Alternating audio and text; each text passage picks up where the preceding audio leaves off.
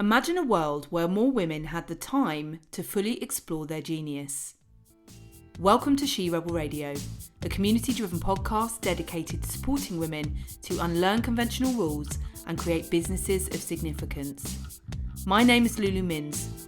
I host retreats and create spaces for entrepreneurial women to explore their genius, and today I'm going to create that same space for you, right here on this podcast episode. Welcome to episode 106 of She Rebel Radio, My Wise Power with Alexandra Pope and Sjanie Hugo Wurlitzer. Alexandra and Sjanie are the co-authors of Wise Power, a book to ensure we can all discover the liberating power of menopause. You may recall Alexandra and Sjanie appearing on our launch series of She Rebel Radio back in 2019 with Wild Power, where we discovered more about the power of our menstrual cycle to awaken the path to feminine power. In fact, Alexandra and Sjanie have spent tens of thousands of hours studying our menstrual cycles as a source of wisdom, authority, and leadership. They are, in my humble opinion, the experts on the menstrual cycle and how both our cycles and menopause are great awakeners, both for ourselves and the world at large. I'm excited that the founders of Red School are back. Alexandra and Sjanie, it's amazing to have you return, especially as I remember you announcing Wise Power when we recorded 3 years ago. So much has happened in the world since. How are you both doing? Yes, so much has happened. So much has happened. Yeah, I mean, I must admit, thank you very much for that introduction, Lulu. It's super. Thank you very much indeed. I'm feeling great. Very happy to be here talking about my favorite topic. Yeah, same. Yeah, it's amazing to have you return. You know, your original episode has definitely been one of our most highly downloaded and much loved by the She Rebel Radio guests. So I know they're going to be really excited to hear everything about the menopause, which is now much more in the mainstream conversation than it was when we spoke 3 years ago, which is great. But my concern has been whether it's the right conversation. I'd love to know both of your thoughts, and also if you could touch upon why menopause you call a fungy moment. Mm-hmm. You know what, Lulu? I feel like conversations sometimes have to unfold. And much like with the menstrual cycle, there was a whole process of breaking the taboo around even talking about periods. And then there was a lot of conversation that needed to happen around body literacy and actually just getting to know the biological and physiological process of the menstrual cycle. And that really then opened up the way for the conversation that we wanted to have at Red School, which was about the power of the menstrual cycle. And in a way, I feel that's kind of what's happening with menopause as well. It's like, hey, we go through menopause and everyone's like, whoa. Let's talk about it. Yeah, and there's now a lot of focus on the kind of biological and physiological and indeed all the kind of symptoms that people are experiencing, the health crisis. Mm-hmm. And it's really opened up the way for the conversation we want to have, which is about the power of menopause. So where the way has been paved and fertilized, I feel, to really talk about what's really going on at menopause and to rewrite it, because it isn't just a health crisis, and it isn't, the end of our lives. And there is actually something incredibly powerful and I find fascinating that seems to happen when we go through menopause.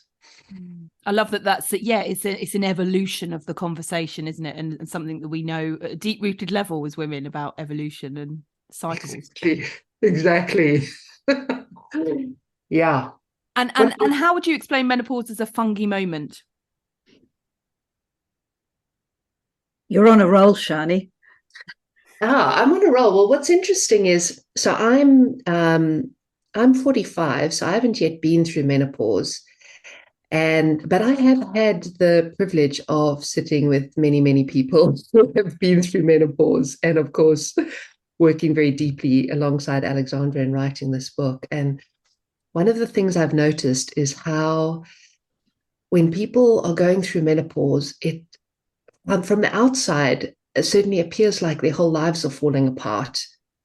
And often people describe their experience as being like they lose themselves, or they feel like they lose interest in all the things that they used to love and kind of want to destroy sometimes, or get rid of the things that used to be very dear and precious to them.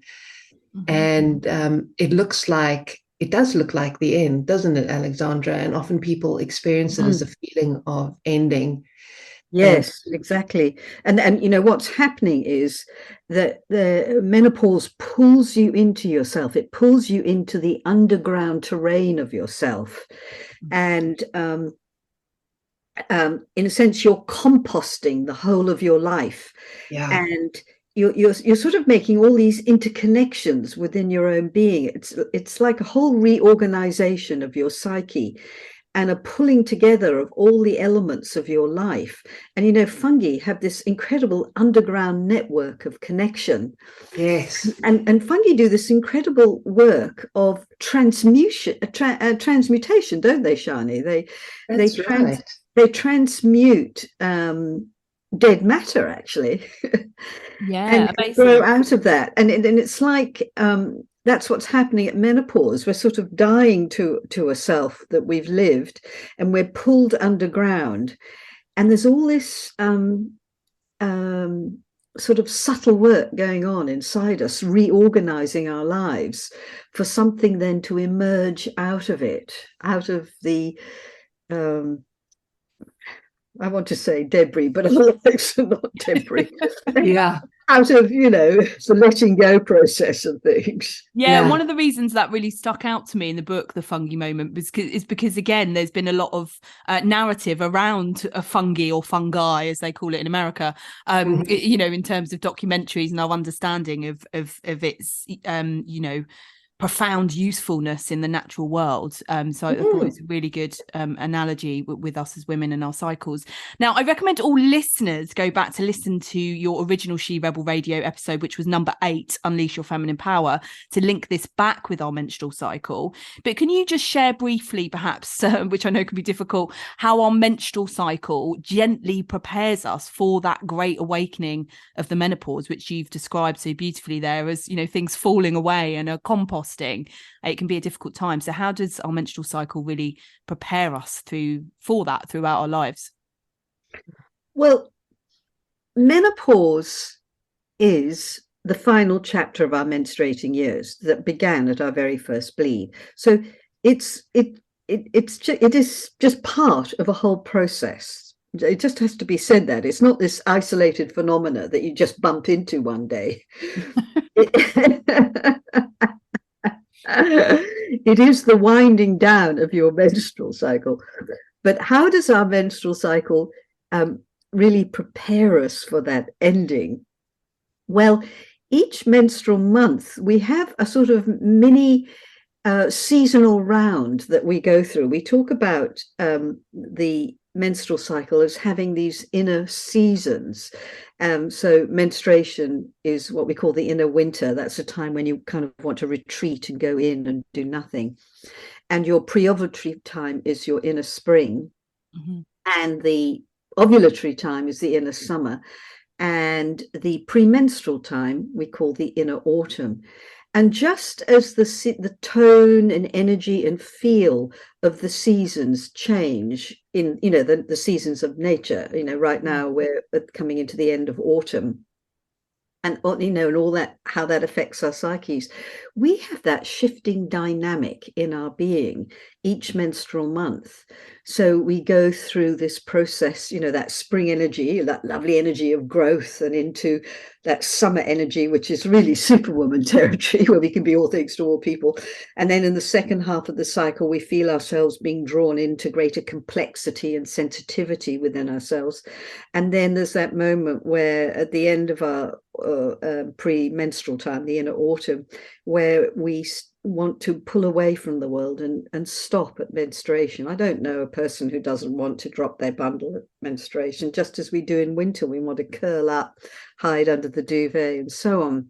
So that inner winter time is like a letting go, a surrendering, and it's a very permeable, vulnerable time.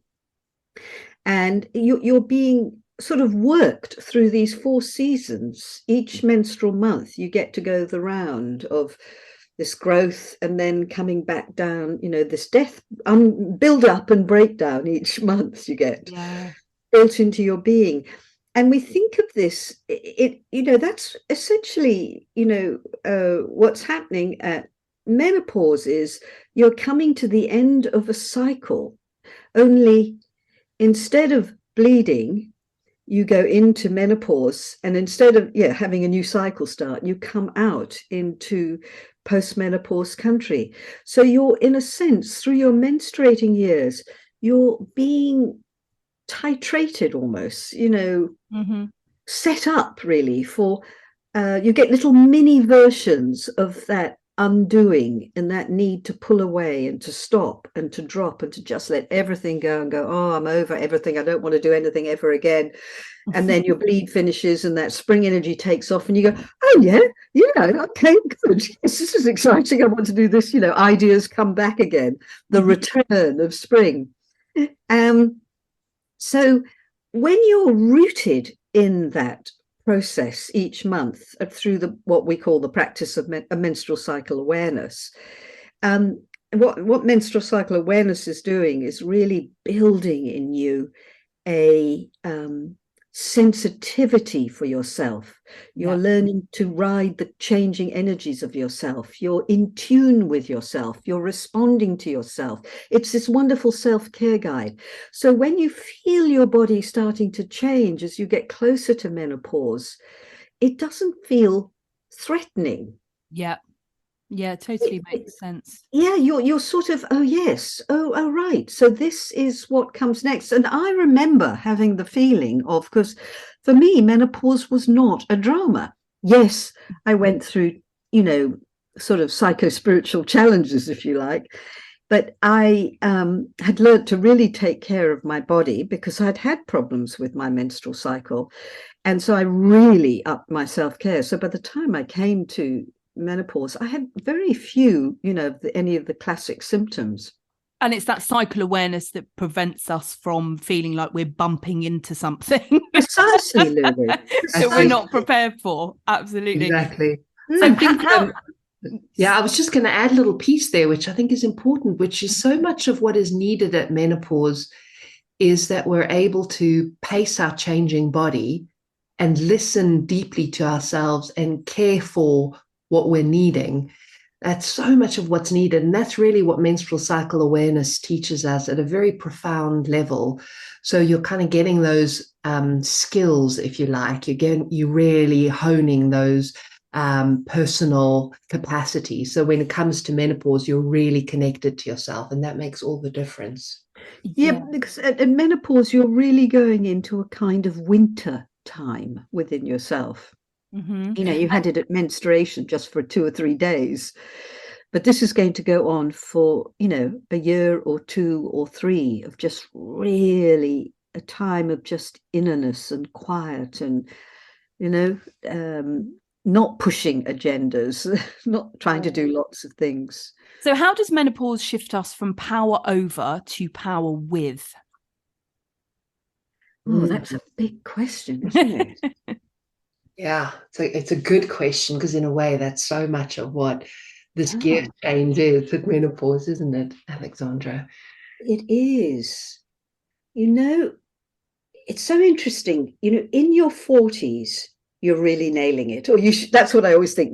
Your 40s should be about mastery. You've got energy in your body, chi, and it's like you're a feeling of being in control and managing your world. And that's really power over stuff, really taking charge and asserting your will and so on, and shaping your world.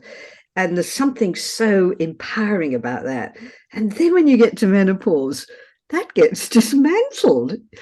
And you suddenly find yourself, you just can't do things like you used to do. And that's quite a threat to our egos, I have to say. But if you can bear with that process, and of course we write about this in great detail in our book, what starts to happen?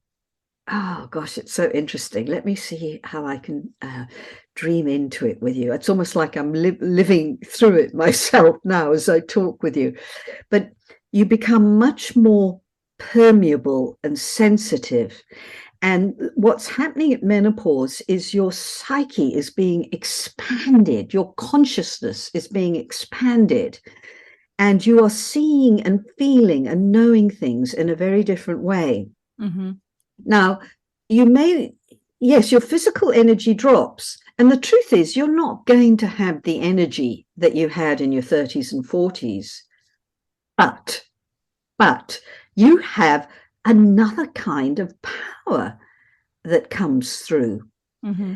And it's not about that sort of command and control energy, the power over. Yeah. It's a relational power. It's like you have oh gosh, I'm inside it now, really. You become more embodied in yourself. And as you do that, you become more embodied in life and what it is you're here to serve. So you're really dropping into a much more intuitive, knowing kind of intelligence rather than that left brain linear energy, which is all connected with power over. You're coming into a much more sensitive, responsive kind of power. So you're feeling the world and you're knowing things. It's not that your intellect is still alive and strong and well, but I always feel like it takes the back seat, that there's another kind of intelligence at work in you. And it's like you are tuning to something. The word that keeps coming up for me is like an interconnectedness. Exactly. All that yes. is. You're onto it, Lulu. It is this, you feel the interconnectedness of everything, and you're able to read it in inverted commas. You can sort of feel and sense all the interconnected forces, but also how to work with them. It's, I feel very sensitive to energies and work with energies. And it sounds sort of very grandiose, but it's actually just very commonplace and ordinary and everyday. It's like I try, my imagination, my imaginal intelligence is very powerful. And I can attune to things and know things and unfold things from that place. So it's less about controlling and it's more about negotiating and navigating something and allowing yourself to be carried by, this is really important, to be moved by something bigger. It's like I'm in relationship with life now, and life, we jokingly say life is your new business partner. It's another way of talking about, I don't know, the divine or whatever. Mm-hmm. and it's not just your will anymore. There's a bigger will at work. So I feel I am in concert with a larger presence and working with that energy in what I do. Now, my own will is alive and well and strong, and I am using it. Yeah, of course I'm using it, but it's within the context of this larger intelligence that I'm serving, if you like. Beautiful. Now, how does no, I might shift that slightly. I'm just going to rewind because there's so much, so many nuggets of gold in there. You talked about us, being in our 40s and more the power with and the command and control. And I love the reframe in your book in terms of instead of talking about perimenopause, which again is really out there in the conversation now, particularly with women in their 40s. It's something myself and friends are talking about. I'm 41 now. You reframe it to the quickening. Why? I almost breathed a sigh of relief. It just made me feel better. What does that mean, and why is that a better term? I love that you felt relief, Lulu. Yes, too. So very happy. I breathed a sigh of it. I was like, oh yes. Yeah. We're not big fans of the term perimenopause because it puts you in a menopause consciousness way ahead of your time. Way ahead of your time. I'm 45, and if I were to start saying I'm in perimenopause, I would really, it would take me out of the experience I'm having and kind of put me in a way ahead of my time. And also the term perimenopause is just so synonymous with like health conditions and symptoms, and just it's very associated with a sort of inevitable downturn, which of course is not what's happening here. It's true that in the lead up to menopause, we are changing. We are cyclical beings. So we don't just go from on to off. We don't just go from being menstruating creatures to suddenly just not having a menstrual cycle. There is a gradual shift in our physiology, and there is a gradual shift in our psyche. So it's true, there is this very slow kind of transition. But menopause is a very distinct event. And in a way, we want to hold it sacrosanct. We want to hold it sacred because it is a rite of passage. And we want to really let it have its moment. And really, the years leading up to menopause are this profound bedding down into yourself, and are really important that we live them fully. And one of the reasons we call this time the quickening is because there is very important and urgent inner work that needs to be tended to. It's like the ANSI is upped on the inside. In our 20s and 30s, we tend to have a kind of much more outer focus. Yeah. But there is something that happens in our 40s where really our inner life comes to the fore, much like the premenstruum. It's like suddenly our inner lights turn on and we start to really feel ourselves more and we become more confronted by who we are, and more confronted by our own unconsciousness and the patterns of behavior that we've been living out, and the things that have been unquestioned in our lives, that we've just inherited through our childhood and family and culture. It's like the questioning suddenly comes in. There's such a profound time of reevaluation and reassessment and deep inquiry that starts to happen, which of course is quite unsettling. It's quite unsettling to have that bubble popped, where you've been in autopilot, sort of quite happy with who you are and how you're living, to suddenly go, oh, hey, wow, I've been quite naive, or I've been quite ignorant, or I've taken my privilege for granted, or, oh, I've been really hurting myself, or those kinds of things that start to really come to the fore. And oftentimes people experience a lot of anxiety or disturbance in their system because of this.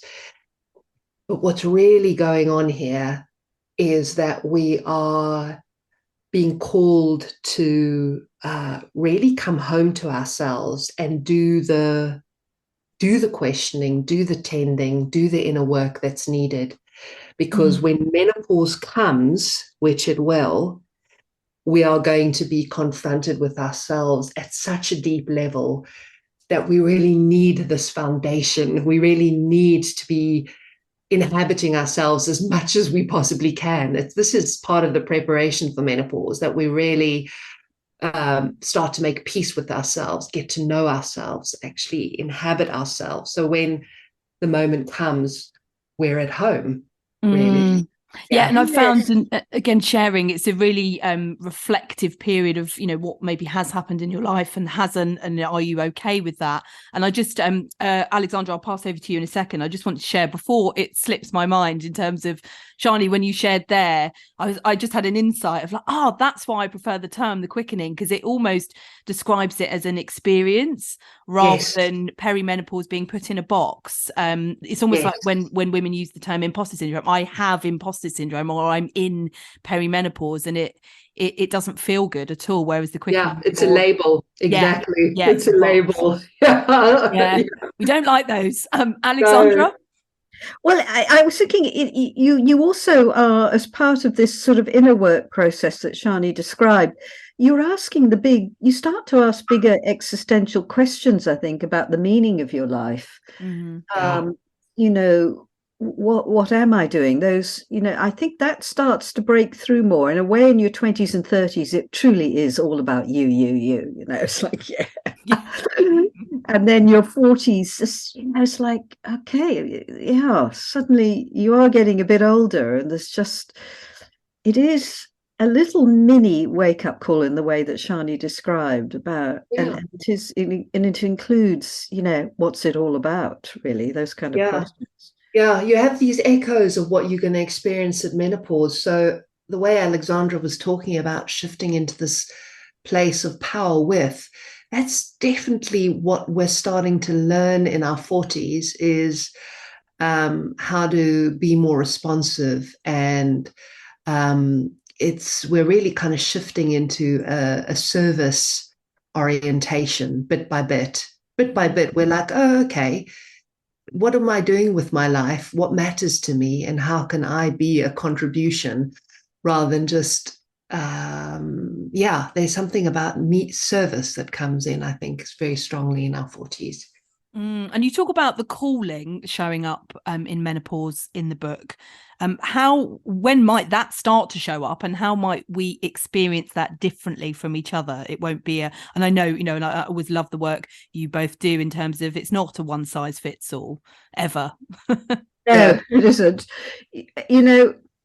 The calling is very much, we use this term, the calling, to describe this, what Sjanie was just talking about there, this thing of what am I in service to? It's about something bigger than you that you are caring for, that is in service of life itself. And, we all come into the world with a something inside us. So when we use that word calling, it is really, we could sort of put it very simply like, what lights me up? What is it that I really care about or passionate about? What is it that I keep coming back to? What moves me? And then some people literally have, that they feel called, they have to do something, or they have a kind of vision that comes. We talk about that in the menopause book, about this visioning phase you go through. So we want this word, when we use this word calling, it sounds very grand, and many people might think, oh, geez, I don't have a calling. But everybody has a something. It's a kind of inner genius, really. Mm-hmm. And some people, it calls us to step up to something big, and for others there's a privacy to it, an intimacy. It might be just within their family and community, but nonetheless it's crucial. There's no, they're all vital, these things that we're called to do in the world. And when does it show up? Yes, go ahead, Sjanie. I'm curious now to hear what you were going to say. I was going to bring in that one of the things that's really been fascinating for us in tracking the menstrual cycle and menstruality so closely is the discovery that, of course, we come coded with our calling at birth. But at menarche, when we experience our first bleed, there is an ignition of that. It's like that seed of potential that we came into the world with is suddenly brought into life. It's like the seed cracks open and something begins growing. And then it's through our menstruating years, and particularly at menstruation each month, that there is another kind of reignition, that we have these moments of recognizing something about ourselves, or being stirred by a vision, or being touched by meaning. It can happen very strongly at menstruation. Of course, it can happen at other times in our lives as well, but menstruation is such a powerful moment of really tapping into the vision. And then, of course, at menopause, there is another sort of, I want to say, ignition moment, isn't there, Alexandra? Yes, it feels like I was going to say a huge cracking open. You get these sort of menstrual months, you can get something, but menopause, it is, it's kind of completely laid bare almost. I want to say it's revelation, isn't it? It is revelation time. And it's what's so interesting here, Lulu, is it's not necessarily in your head that you're going, this is what I have to do, although you may have that. Yeah. It's more that you are just compelled to things. You find yourself doing things. So, for instance, for me, in a way, this menstruality work is my calling. There's a lot of layers to it. There's a kind of a deep spiritual component to what I really feel I'm serving in the world, but I'm able to express it through this menstruality work. And it's actually been with me all my life from my very first bleed. Who knew? But when I look back now, I can see how something woke up in that moment and has been sort of courting me, if you like, sort of snapping at my heels. And I've been going about my business doing what I do. I was a teacher, then I became a psychotherapist, and of course I am a teacher. That's what I am, but not in schools, thank God. And my psychotherapy skills are, have been amazing in helping me to realize this work and to facilitate and teach it. So all those skills weren't wasted, but underneath all this, something was organizing me. And then, of course, period pain in my early 30s really catalyzed something huge. That was really the explosion moment of stepping onto this menstruality work very consciously. And but again, I was still being a psychotherapist and so on. I never imagined that this work would happen like this. But it just, something grows. You just do what you do. It's the most, you can, when you look back, you can utterly see the order of your life. I mean, it's like there's been clues all the way through. There are clues all the way through, but when you're in it, you don't see it. But the thing is, if you're really listening to yourself and staying close to yourself, and and that's a process. I went through all this. Life was challenging. I carried a lot of shame in me and all sorts of things, and I had to work through all that. But there's some sort of magic that gets to work there, and then it's so interesting. You see, by the time I was in my late 40s, I suddenly had this thought. It was just a very quiet thought popped into my head. Stop being a psychotherapist. Gulp. Because I've been doing that for almost 20, well, it was 20 years by the time I stopped, and that was what I did. And what, I needed an income. And the other thought I had was return to the UK. So I'd been living in Australia. And by the time I left Australia, it had been 25 years that I'd been there. Wow. And, two little quiet, little thoughts in inverted commas, pop into my head. And I'm going, holy shit. Yeah, holy shit, this is right. Okay. But it was quiet, but I just knew that's what I had to do. I could not argue with it.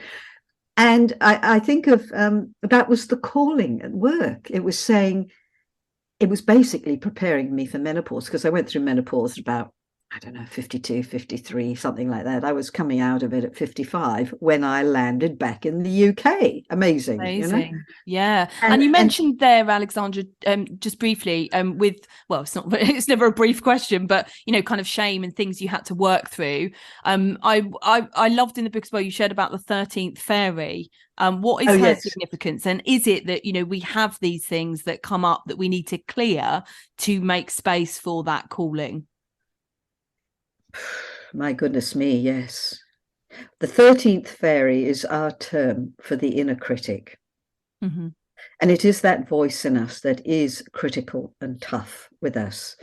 And when we don't know how to stand up to it and meet it, then often we are riddled with shame, as I was. I had a very strong critical energy in me, which I used on the world, because I was smart. I am smart. There's a touch of arrogance there.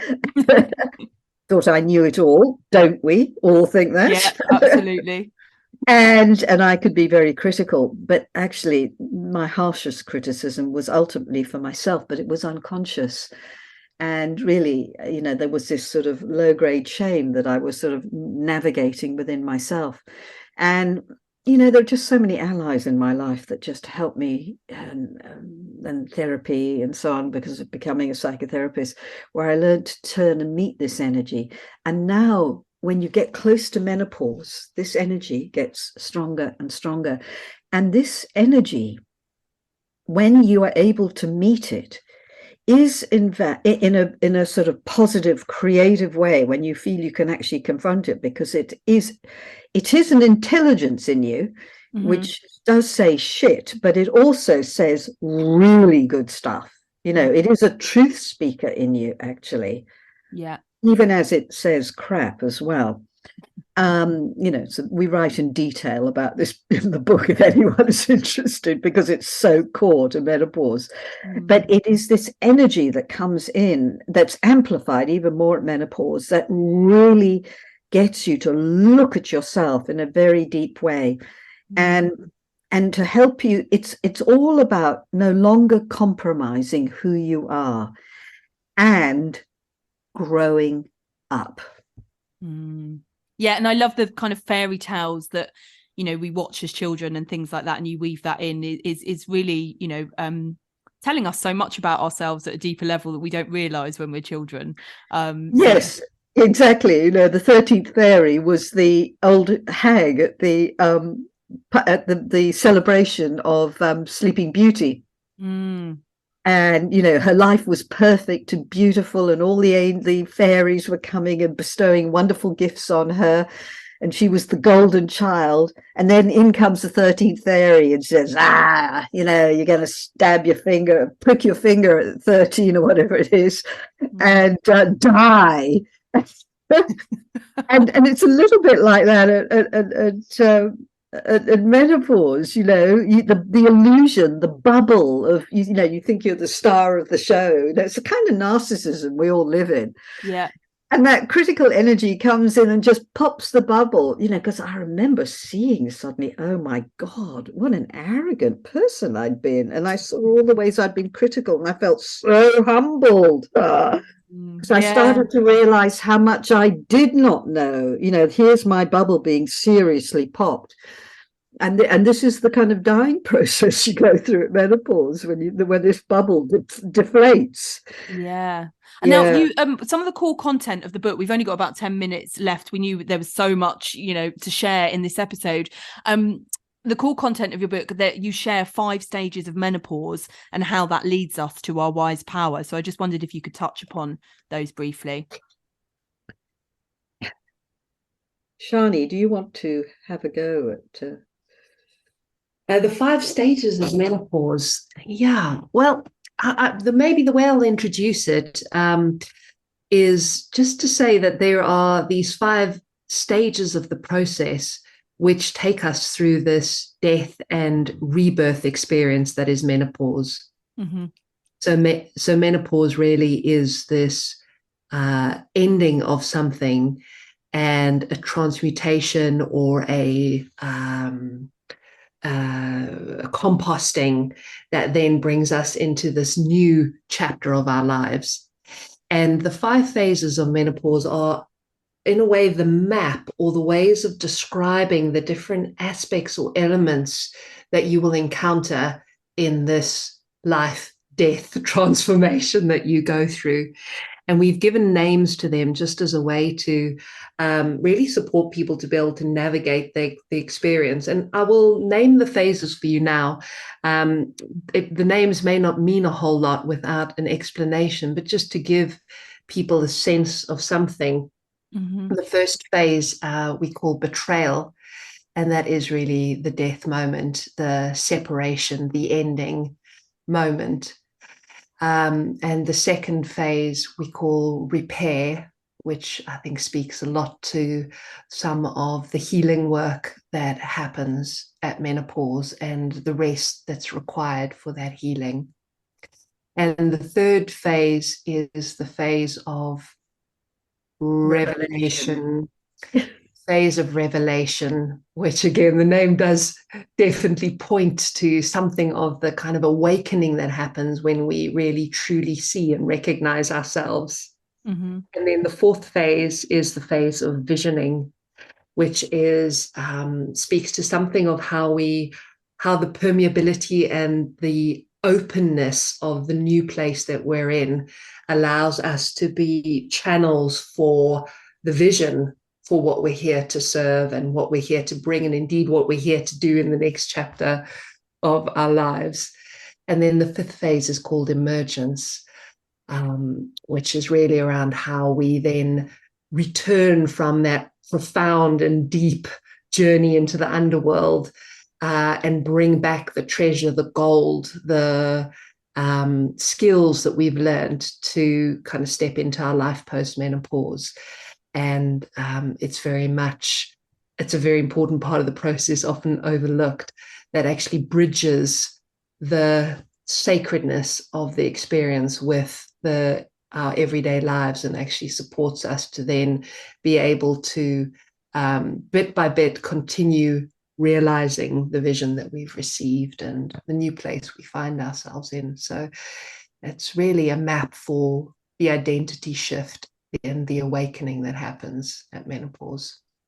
Amazing. Very succinctly described for such the depth of work that you do. I know. I'm impressed, Sjanie. It's beautifully described. Very well. And the experience element, and our listeners will have to go and get themselves a copy of the book to really dive into it. And I would recommend, to women as well, as we've talked about in this episode, in their 40s, of thinking, oh, well, I'm not perimenopausal and I don't like that term. There's so much in there, for the whole experience. Before we wrap up, Alexandra, I watched your Wise Power retreat interview with Dr. Sharon Blackie, also one of our favourite guests on She Rebel Radio, and one of my favourite books as well. You talked with Dr. Sharon Blackie about pumpkin hour. I'd love you to share what that is and how we can embrace it. And also, just to add another element onto that, any tips that you have for women who are maybe in the depths of menopause now, and all of this is new information to them, who are thinking, why haven't I known this? And, how can we help them, today with anything that's come up? I can certainly talk about pumpkin hour. It's another way of talking about boundaries, really. Yeah. So, pumpkin hour was, of course, the moment when Cinderella had to leave the ball at midnight, because if she didn't leave, then, well, she was going to turn into a pumpkin. And it's very interesting. I now, I'm 15 years out from menopause, and I've never worked so hard in my life, because my calling is so massive and so huge, and there's so much I want to do. And it's a very demanding baby, our work. Yeah. So it demands a lot. There's a lot we have to do, a lot we have to show up for. And I really have to take care of my energy, my self-care. And I really know the limits of what I can handle and not handle, for me to stay feeling good and solid in myself. Mm-hmm. So I have very fierce boundaries around, my time of working. And my pumpkin hour is, it's basically 5 o'clock. I can't cross that line, Yeah. Once in a blue moon, I have to do something in the evening, and really, you don't want to employ me in the evening. But if I have to do something in the evening, then I have to do less in the afternoon. There's, I have to actually take the afternoon off and rest. So it is this moment that I hit in myself where I go, okay, I'm crossing the line. I've got to go, and I just have to go. I just cannot keep working. My being just says no, and I cannot push beyond my boundaries. It's about my nervous system, what my nervous system can take, because I refuse to become over-adrenalized. I just cannot live from that place. And a bit like, I don't exactly know how the fairy tale goes, but I imagine Cinderella is midway through a dance with the prince when suddenly she realizes 11:59, and without even explaining, she just departs the ballroom. Alexandra is very much the same. We'll be mid-meeting and she'll suddenly be like, oh, it's pumpkin hour, and the Zoom will be off. I know, I'm serious. I can't cross that line. I just have to go, because if I cross the line, I feel crap. And do you leave a crystal slipper behind? What's that? Do you leave a crystal slipper or a crystal behind when you disappear? Well, I do leave sentences hanging, don't I, Sjanie? Yeah, she leaves me mid-sentence. Just that's my treat to complete the sentence on my own. Amazing. And would that be something that would be good for women to implement if they're in the depths of menopause, of like, right, let's strengthen up my boundaries and really start saying no to stuff and have some cutoff points? It is absolutely de rigueur. You cannot get through menopause without fierce boundaries around what you can and can't do.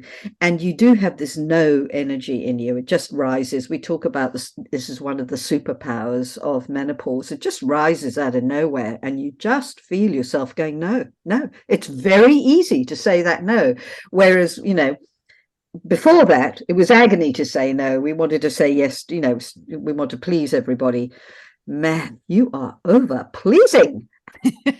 Which is freedom, some real releasing. Yeah. So really, if you're in menopause right now, the most crucial thing is getting space and time for yourself.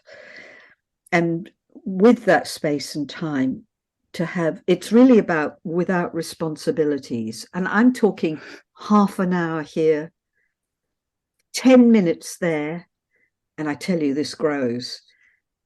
Half a day, half an hour becomes half a day. It becomes, an evening that you just really clear, and you are just unavailable for everybody. And you turn off technology. It's to stop all that kind of stimulation and to just let yourself be. And the moment you start doing this, something in you is going to start to settle and soothe. And then you can feel your inner life, and you can feel what it is you actually do want. That's the miracle of taking space and time for yourself. Yeah, amazing. And I think one of the difficulties is just before we go, women are having children later as well, so sometimes that could be difficult to do. But for those who are listening, is just start somewhere. And start carving that I am time. ruthless with this one, Lulu. Mm-hmm. We talk about the 1%, don't we, Sjanie? Mm-hmm. It's non-negotiable. Whatever your life situation, it's non-negotiable. And you are going to look for the 1%. It'll be 10 minutes. Yeah. It'll be you completely lowering your standards with your children, with what you serve up for food, Yeah. Suddenly your children are going to have to do a hell of a lot more than they ever did. Mm-hmm. Of course, if they're 5 and 6, that's a different story. But still, I say 1%. Yeah, I remember that with my mother, actually, when I was 12, ironing your own school shirts, doing your own. She really did pass over. Right, get on with it. I love your mother. Yes. Yeah, she did. She was very good with her boundaries. Now, before we go, what is next for you at Red School, and where can our listeners find you? Ooh. Well, what's next? We have our menstruality leadership program happening in spring next year. And that's really the place for a deep dive with Red School. And people can find out about that at menstrualityleadership.com. Plus, we are offering lots of free events over the coming 3 months. We have a series on the inner critic, which is going to be happening as well. So if people are interested in that kind of thing, a good thing to do is to join our emailing list. So if you come to redschool.net, we can let you know about all those things. And of course, we have our menstruality podcast. For those of you who are wanting to hear more about menstruality, Alexandra and I are often on there. We have other guests. It's a really rich and vibrant podcast for anyone interested in the menstrual cycle and menopause. So those would be a few places for people to check out. Amazing. Yeah, is your retreat series still available, or was that? Yes, I was going to just say that because you mentioned the Sharon Blackie call, that series is still available. It's the Wise Power Retreat series. And you can find that at wisepowerretreat.com. Mm-hmm. Yeah, that's a series of 7 conversations that Alexandra had with people who've been through menopause and some phenomenal speakers, including Sharon. Yeah. Amazing. We will put some of those links in the show notes so our listeners can find those places easily. Thank you so much for your incredible wisdom as always, and for being return guests on She Rebel Radio. Thank you, Lulu. A total pleasure, Lulu. Thank you so much. You've been listening to She Rebel Radio. It's been an honour to support you taking the time to discover more of your genius. If you'd like to attend a retreat or work with me, please do visit lulumins.com and feel free to further the conversation with me and other incredible women on the usual social media platforms.